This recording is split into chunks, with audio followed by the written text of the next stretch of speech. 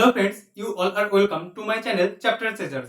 আজকে আমরা করব ক্লাস 10 এর 2 নম্বর লেসন, অর্থাৎ সিম্পল ইন্টারেস্ট বা সরল সুদের অঙ্কগুলোর 19 ও 20 দাগের অঙ্ক। আজকের ভিডিওতে আমরা শুধু এই দুটো অঙ্ক নিয়ে আলোচনা করব। আর আজকের ক্লাসটা শুরু করার আগে তোমাদেরকে বলে রাখি, এই লেসনের ওপর পার্ট 6 এর আগের 5টা পার্ট ইউটিউবে করানো আছে এবং সেগুলো প্লেলিস্টে সুন্দরভাবে সাজানো আছে। তোমরা যারা আগের ক্লাসগুলো দেখোনি তারা প্লেলিস্ট থেকে দেখে নিও। তো আর কথা না বাড়িয়ে চলো শুরু করি আমাদের আজকের প্রথম অঙ্ক, অর্থাৎ 19 দাগের অঙ্ক।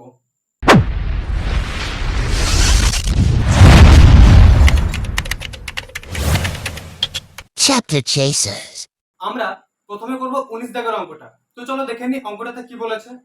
অঙ্কটাতে বলেছে রহমত চাচা একটি বাড়ি তৈরি করার জন্য বার্ষিক 12% সরল সুদের হারে 2,40,000 টাকা ব্যাংক থেকে ধার করেন। ধার নেওয়ার 1 বছর পর তিনি বাড়িটি প্রতি মাসে 5,200 টাকায় ভাড়া দেন। ধার নেওয়ার কত বছর পরে তিনি বাড়ি ভাড়ার আয় থেকে ব্যাংকের টাকা সুদ সহ শোধ করবেন তা হিসাব করি।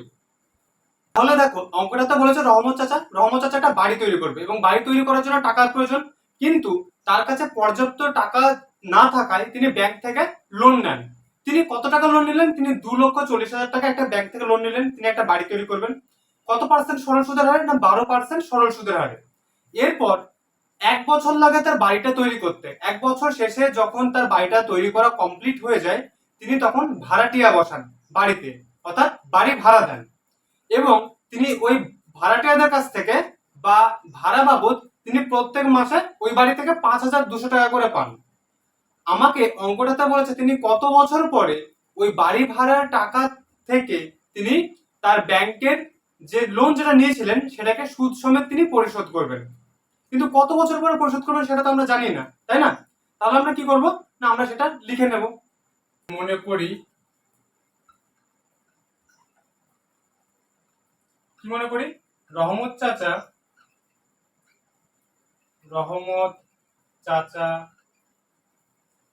আমরা তো জানি না যে কত বছর পর তিনি টাকাটা পরিশোধ করবেন। তাহলে আমরা ধরে নিই যে রহমত চাচা এক্স বছর পর টাকাটা পরিশোধ করবেন। তাহলে লিখে নিই, মনে করি রহমত চাচা এক্স বছর পরে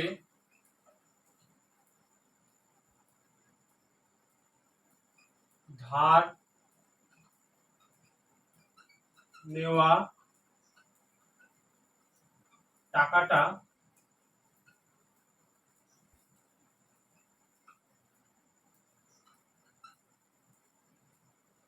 পরিশোধ করবেন। তাহলে আমরা এখানে লিখে নিলাম যে মনে করি রহমত চাচা এক্স বছর পরে ধার নেওয়া টাকাটা পরিশোধ করবেন। তাহলে দেখো আমরা এখানে সময় পেয়ে গেলাম এক্স বছর। এবার আমরা যেগুলো জানি, আসল, সময়, সুদের হার, মোট সুদ, সেগুলো আমরা একে একে সব লিখে নেব এবং বের করব। তাহলে আমরা প্রথমে কি লিখবো? আসল যেটাকে আমরা পি দিয়ে ডিনোট করছি, তার ভ্যালু কত? না 2,40,000 টাকা। 2,40,000 টাকা। তাহলে পি হয়ে গেল। তারপরে কি আছে? টি, অর্থাৎ টাইম, মানে সময়। তাহলে লিখে নিই সময়, যার ভ্যালু হচ্ছে টি। দেখো সময়টা কি বলেছে? এক্স বছর, কারণ এক্স বছর পর রহমত চাচা টাকাটা পরিশোধ করবেন। তাহলে সময় এখানে লিখবো কি? এক্স বছর। আসল হলো, সময় হলো, তারপর কি আছে? সুদের হার, অর্থাৎ আর, সুদের হার, যেটাকে আমরা আর দিয়ে ডিনোট করি, যার ভ্যালুটা কি আছে? 12%, মানে 12% হলো। আমরা কি বের করবো? অঙ্কটাতে আমরা বের করবো, আমরা সুদটা তো জানি না, আমাকে সুদটা বের করতে হবে। তাহলে আমরা মোট সুদটা বের করব। তাহলে মোট সুদ, অর্থাৎ আয়, যেটা আমরা জানি না, বের করব। আমরা এখানে জিজ্ঞাসা চিহ্ন লিখে দিলাম। এবার আমরা কি লিখবো? যে আমরা জানি,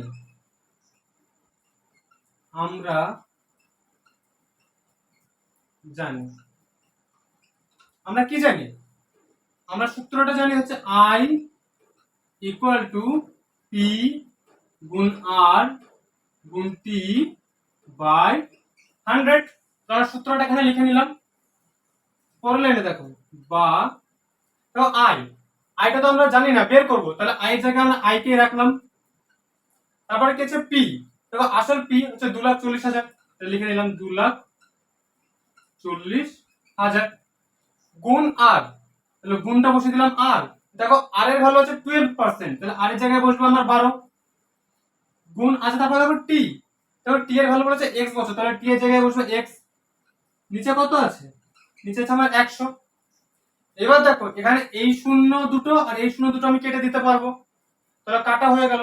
তাহলে আমি অতএব দিয়ে নিচে লিখে দিলাম যে আই এর ভ্যালু 2,40,000 গুণ 12x। এই টাকাটা এখন আমি কি পাচ্ছি? সুদ। মানে এই যে সুদটা বেরোলো সেই সুদটা রহমত চাচা ব্যাংককে পরিশোধ করবেন x বছর পরে। এটা তো সুদ তিনি দেবেন, কিন্তু যে আসলটা নিয়েছেন রহমত চাচাকে তো সে আসলটাও ফেরত দিতে হবে। তাহলে রহমত চাচা সুদ আর আসল মিলে মোট কত টাকা পরিশোধ করবেন ব্যাংকে x বছর পরে, সেটা লিখে নি। মোট টাকা পরিশোধ করবেন। কত টাকা পরিশোধ করবেন? আসলটা তো তাকে দিতেই হবে 2,40,000 টাকা, তাহলে এটা লিখে নি 2,40,000 যোগ, আর এটা হচ্ছে আমার সুদ, তাহলে এটা এইভাবে লিখে দিই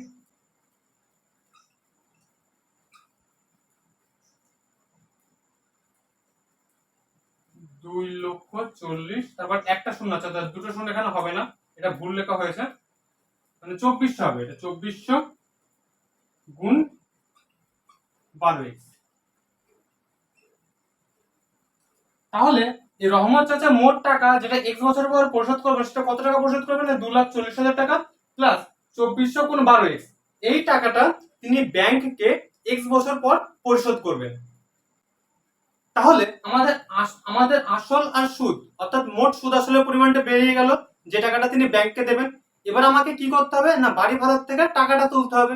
তাহলে আমরা দেখব যে তিনি কত বছর লাগে সেই টাকাটা তুলতে, আর ওই বছরে তিনি কত টাকা ওদের থেকে তোলেন। কত টাকা তোলেন যদি বলি তাহলে বিষয়টা একটু ভুল বলা হবে, কারণ তাকে এই পুরো টাকাটাই তুলতে হবে ভাড়াটিয়াদের কাছ থেকে, তবেই তো তিনি ব্যাংকে টাকাটা পরিশোধ করতে পারবেন। তো চলো দেখি এটাকে কিভাবে করা যায়। এবার আমরা লিখবো যে রহমত চাচা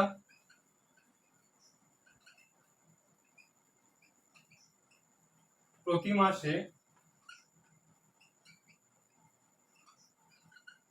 মাসে বাড়ি ভাড়া পান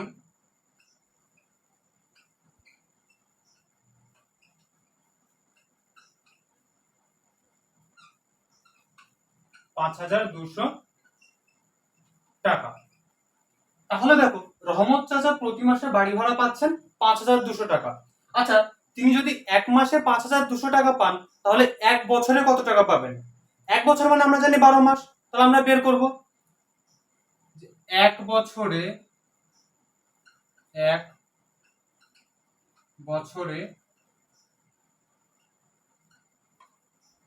বাড়ি ভাড়া পাবেন। আচ্ছা, এক বছরে বাড়ি ভাড়া পাবেন মানে এই 5,200 টাকা এর সাথে এক বছর দিয়ে গুণ করবো, এক বছর মানে হচ্ছে 12 মাস, তাহলে 12 দিয়ে গুণ করব টাকা। আচ্ছা, আমরা এই গুণটা আমরা করে নিই। দেখো এই 12 দিয়ে যদি আমরা 2 কে গুণ করি, 12 দুগুণে 24, 24 এর 4, হাতের আমার থাকছে 2, 5 12 60, 60 আর 2 হচ্ছে 62, এবং দেখো এখানে দুটো শূন্য পড়ে আছে, তাহলে আমরা এটা দিয়ে দেবো, তাহলে 62,400 টাকা। কিন্তু এই যে 62,400 টাকা যে রহমত চাচা প্রতি বছর পাচ্ছে বাড়ি ভাড়া হিসাবে, কিন্তু আমাদের বইয়ে বলেছে যে তিনি বাড়ি ভাড়ার টাকা থেকে তিনি ব্যাংকের টাকাটা পরিশোধ করবেন, কিন্তু বাড়ি তো তৈরি করতে তার এক বছর লেগেছে, এবং সেই এক বছর তো কোনো বাড়ি ভাড়া তিনি পাননি বা কোনো ভাড়াটিয়া সেই বাড়িতে ছিল না। তাহলে আমাদের তো মানে যে সময়টা বলতে রহমত চাচা তো এক্স বছর পর টাকাটা পরিশোধ করবেন, সেক্ষেত্রে তো আমরা এক বছর বাড়ি ভাড়া পাচ্ছি না, তাহলে সেই এক বছর টাকা বাদ দিয়ে তো আমাদের হিসাব করতে হবে, তাই তো? তাহলে আমরা সেটা লিখে নিই। তিনি x-1 বছরে টাকা পাবেন বাড়ি ভাড়া হিসাবে। এক্স মাইনাস ওয়ান বছরে কত টাকা পাবেন?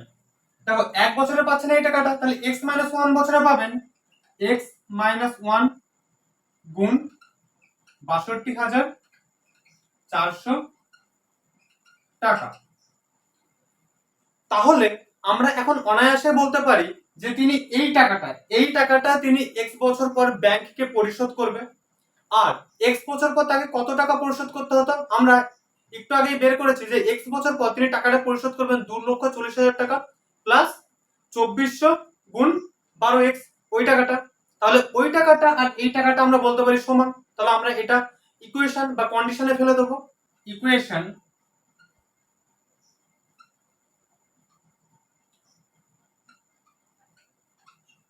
তোমরা চাইলে এই জায়গাটাতে ইকুয়েশন বা কন্ডিশন বা প্রশ্নানুসারে বা শর্তানুসারে লিখতে পারো।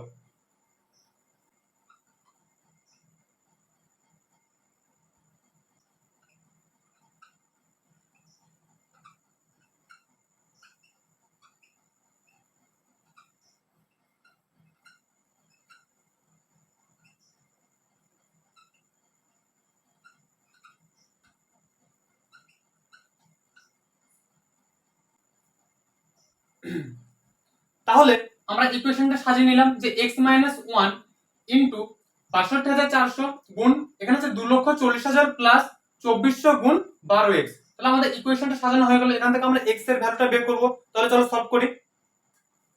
দেখো পরের লাইনে আমি কি লিখবো? বা দিয়ে যেমন আছে ঠিক তেমনই লিখে নিলাম। x মাইনাস ওয়ান গুণ ৬২,৪০০ সমান সমান এখানে আছে 2,40,০০০।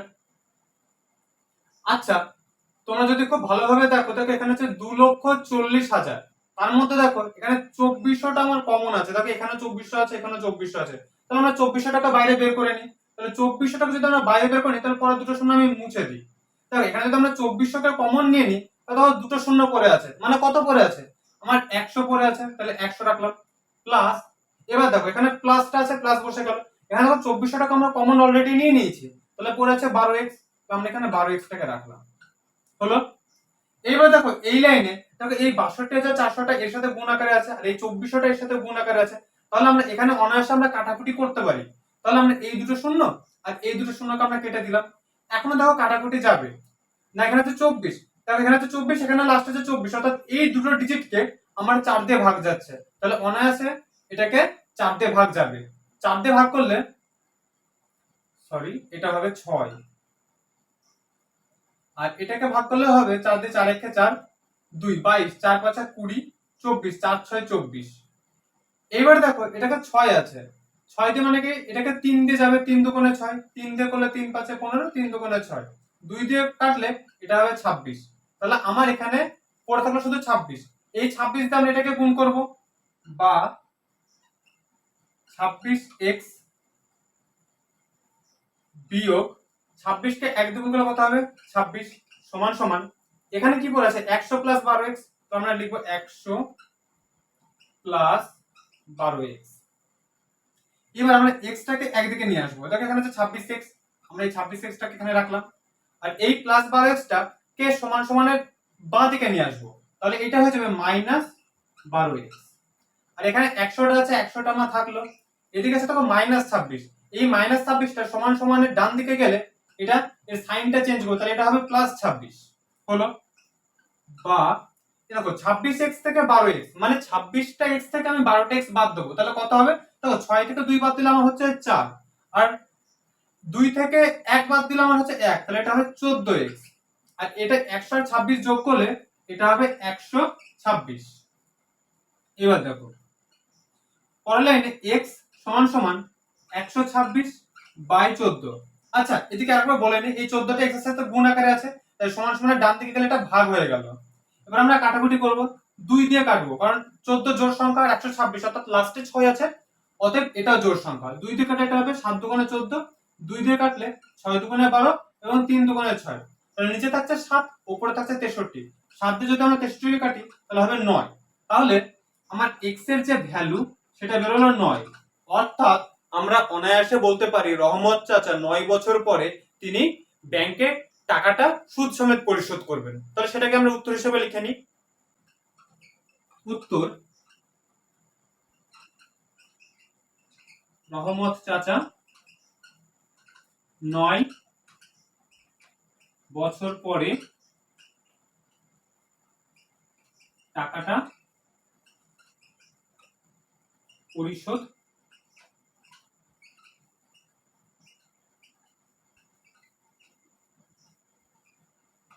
করবে।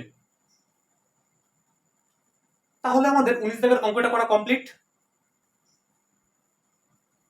এবার আমরা করব 20 দাগের অঙ্কটা। তাহলে চলো দেখে নিই অঙ্কটাতে কি বলেছে।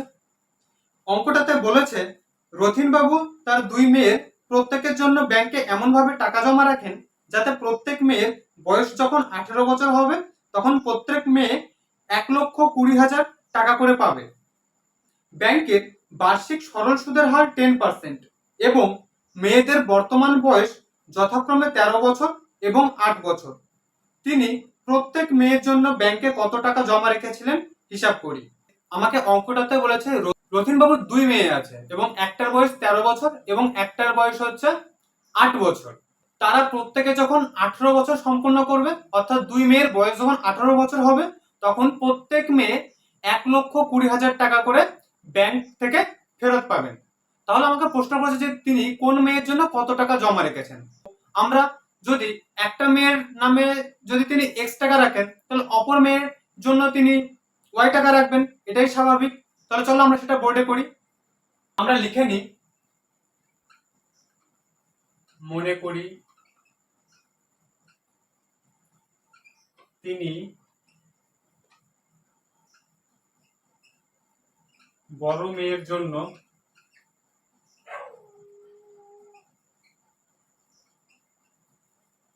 জমা রাখেন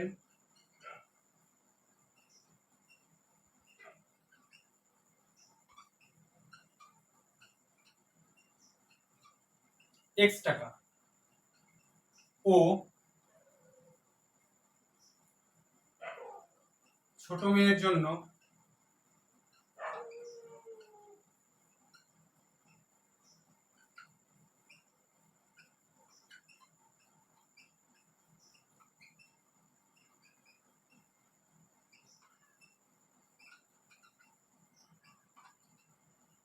জমা রাখেন y টাকা। তাহলে আমরা এখানে লিখে নিলাম যে বড় মেয়ের জন্য তিনি জমা রাখেন x টাকা এবং তার ছোট মেয়ের জন্য রথিন বাবু জমা রেখেছেন y টাকা। তাহলে আমরা বড় মেয়ের ক্ষেত্রে তিনি কত টাকা জমা রেখেছেন সেটাকে বের করব। বড় মেয়ের ক্ষেত্রে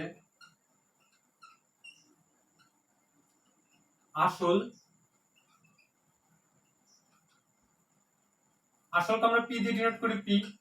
তাহলে আমরা বলেছি বড় মেয়ের জন্য জমা রাখেন x টাকা, তাহলে আমরা এখানে লিখব x টাকা। সময় আমরা t দিয়ে ডিনোট করি t। আচ্ছা, আমাদেরকে অঙ্কে বলেছে যখন বড় মেয়ের বয়স 18 বছর হবে তখন সে টাকা পাবে 1,20,000 টাকা। কিন্তু বড় মেয়ের এখন বর্তমানে বয়স কত? এখন বর্তমান বয়স 13 বছর। তাহলে সে 18 বছরে কে টাকা পাবে? তাহলে তিনি কত বছর, কতটা টাইম থাকছে আমার মাঝখানে, সেটাই তো সেই টাকাটা খাটবে। তাহলে আমরা এখানে এটা বলে দেবো অনায়াসে যে 18 বিয়োগ 13 সমান সমান 5 বছর। তাহলে এই 5 বছর x টাকাটা খাটবে। এবার কি আছে? সুদের হার। সুদের হার যেটাকে আমরা r দিয়ে ডিনোট করি r, এটা ভ্যালু হচ্ছে 10%। আমাদেরকে কি বের করতে হবে? আমাদেরকে বের করতে হবে সুদ মানে আয় অর্থাৎ ইন্টারেস্ট। তাহলে আমরা লিখে নিই, আমরা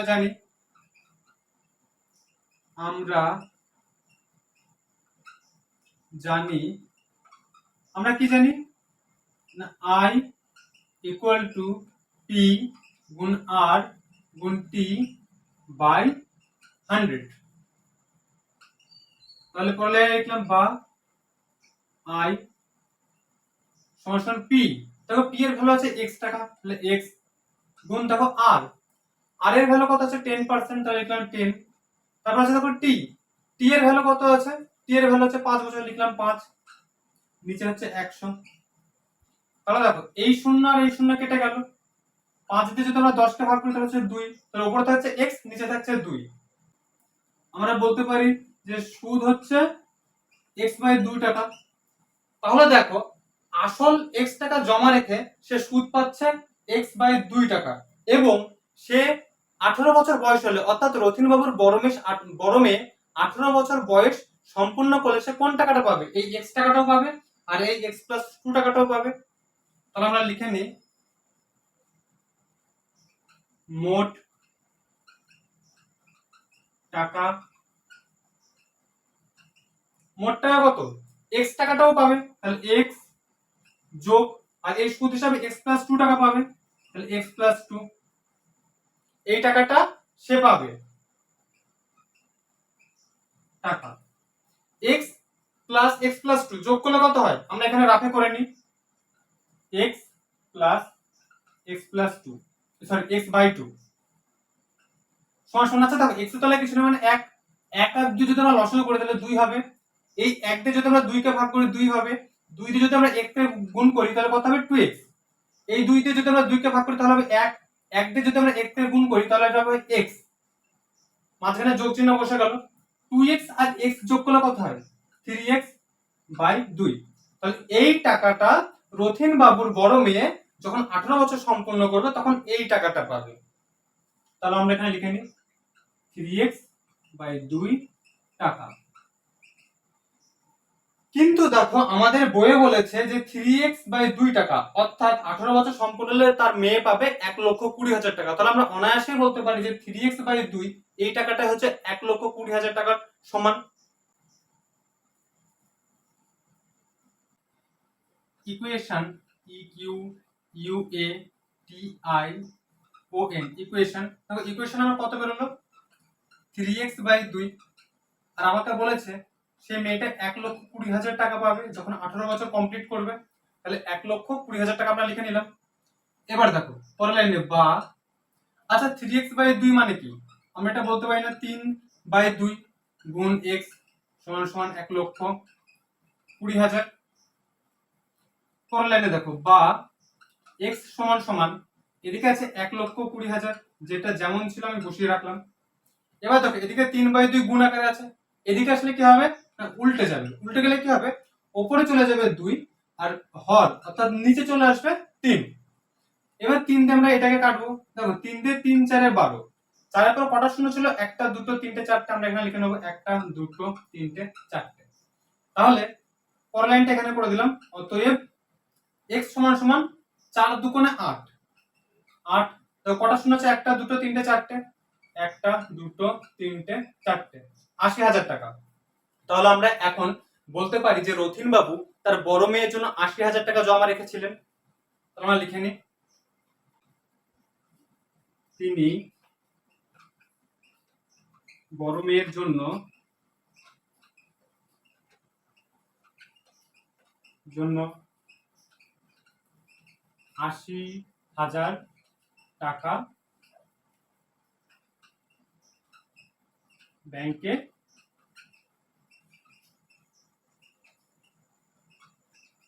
জমা রাখে।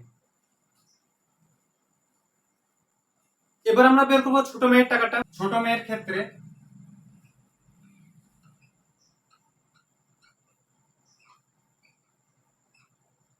ছোট মেয়ের ক্ষেত্রে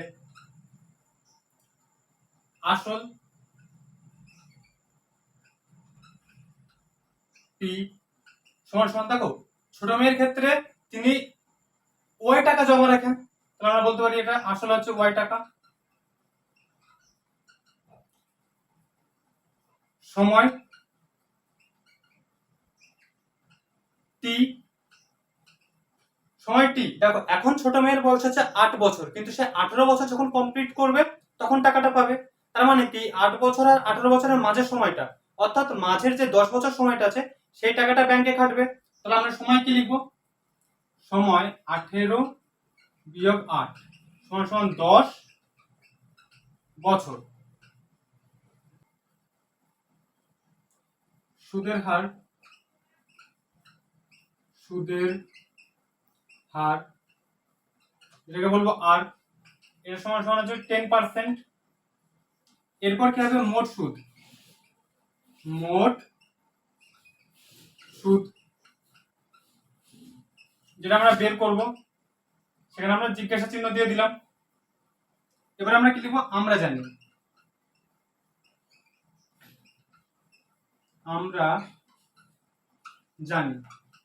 আমরা কি জানি যে I ইকুয়াল টু পি গুণ আর গুণ টি বাই 100, তাই তো? পরের লাইনে দেখো, বা আইটা তো আমরা বের করব, তাহলে আই জায়গায় আমরা আইটাকে লিখে রাখলাম।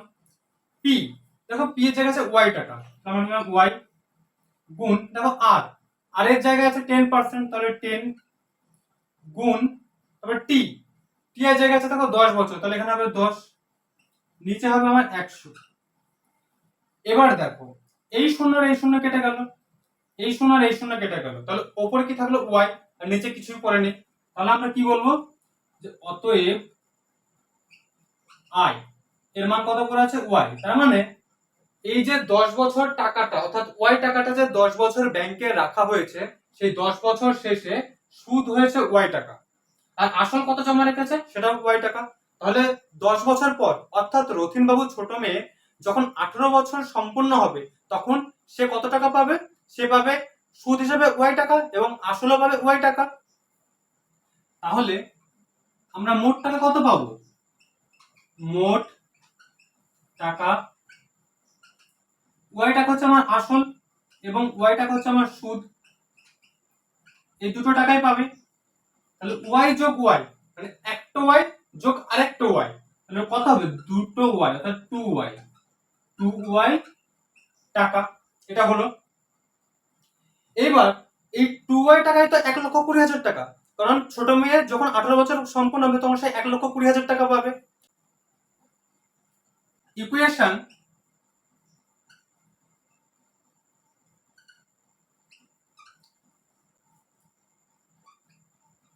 টু ওয়াই সমান সমান 1,20,000, বা পরের লাইনে কি হবে, ওয়াই সমান সমান 1,20,000 বাই 2, অতএব ওয়াই সমান সমান, আচ্ছা 2 দিয়ে যদি আমরা 12 কে কেটে দিলে কত হবে, 6, তাহলে আমরা বলতে পারি 6 পর 4টে শূন্য, 4টে শূন্য হলো, অর্থাৎ 60,000 টাকা। তাহলে আমরা বলতে পারি রতিন বাবু তার ছোট মেয়ের জন্য তিনি ব্যাংকে জমা রেখেছেন 60,000 টাকা। তাহলে আমরা সেটা উত্তর লিখে নিই, উত্তর তিনি তার ছোট মেয়ের জন্য